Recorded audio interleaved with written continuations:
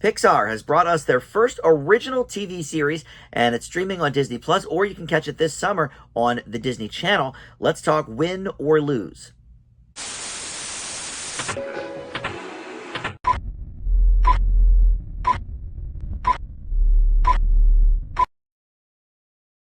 Hey guys, Dan here. This is Dan Reviews It. Welcome to my TV review for Win or Lose. This is streaming on Disney Plus, but if you don't have that, you can catch reruns this summer on the Disney Channel. And this is Pixar's first foray into original TV content. They've already had some shows based on some of their movies, including Monsters at Work and The World of Inside Out gave us Dream Productions, and there was a Forky TV show based on Toy Story 4. But they have announced now that they're going to focus mainly on their film content, which is unfortunate if this is their one and only original TV series, because boy, this is a winner, and we'll talk about that here in a moment. But first, let me welcome you back to the channel. If you are a subscriber for Dan Reviews It, thank you so much for coming back and checking out this video. I love it when you do that. But if you're not a subscriber, please consider doing so down below there, and click that notification bell too, so you get the alerts for all my new videos. And of course, liking this and commenting below, that helps the channel out tremendously as well. All right, so let's talk Win or Lose. This is following a group of a co-ed middle school softball team and sort of their surrounding people, including the umpire, including some of their parents, and each episode centers on a different character. The team is called the Pickles, and the events take place over the course of 1 week leading up to the big championship game. And unlike the only, really good comparison for this I have is when they did Arrested Development season 4 on Netflix. And look, if you're a huge Disney fan, maybe you weren't following that, but that was sort of a miss, because what they did was they had all of these scenes kind of repeat themselves just from different characters' perspectives, and it just got very, very repetitive. This does not, and part of the reason is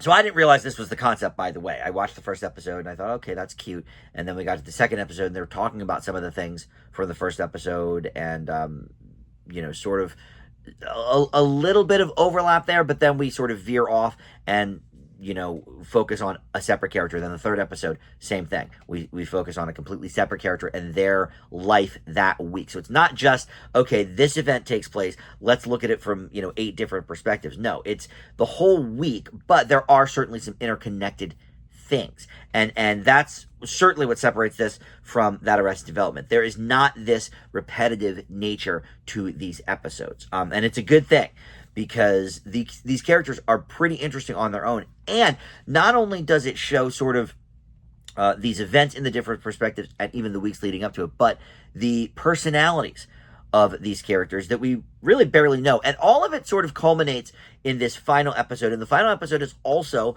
about an individual person, but since that is sort of the championship game, we see a little bit more of everyone's perspective in that last episode. But there's events that happen in the first episode that, like, for example, we see the umpire shedding a tear at one of the plays.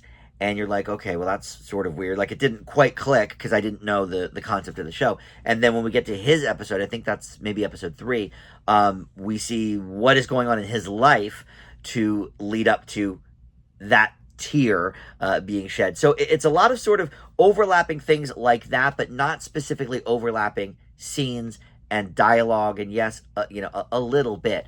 And there are a couple episodes that waver a bit. There's a bit of a dip in quality, and you're bound to get that when there's 8 episodes and each one is focusing on a different character. Not all 8 characters, I should say, are going to be as compelling as the previous one or the next one. So I think that's a little bit understandable. And each episode also has, I don't want to say a unique animation style, because it's all sort of in that Pixar style that we know and love, but each one sort of has like a fantasy world, or an internal mental world, let's say. Like, for example, when we go to the umpire, his sort of fantasy world is that he's got this protective armor and he's got this shield, and so we see that animated in a different style than some of the other things we saw. And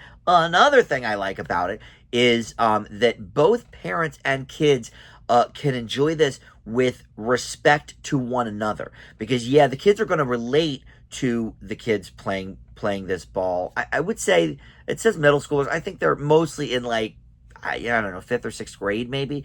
And there's one of the siblings is a lot younger than that even that we focus on. But we see, that the kids would relate to that, but also the episodes that are more based on the adult characters may give the kids a different perspective on, oh, okay, my mom seems like she's, losing it and she doesn't have her life together, but it's because X, Y, and Z, and she's trying so hard to, get everything together, and maybe it doesn't always come together, but she's trying. And, kids don't always see that in their parents. And then just the same, sometimes adults forget how it was to be a kid or what you go through. And certainly times are changing. Now a kid has a lot of different issues, than I had growing up, certainly with social media and all of that.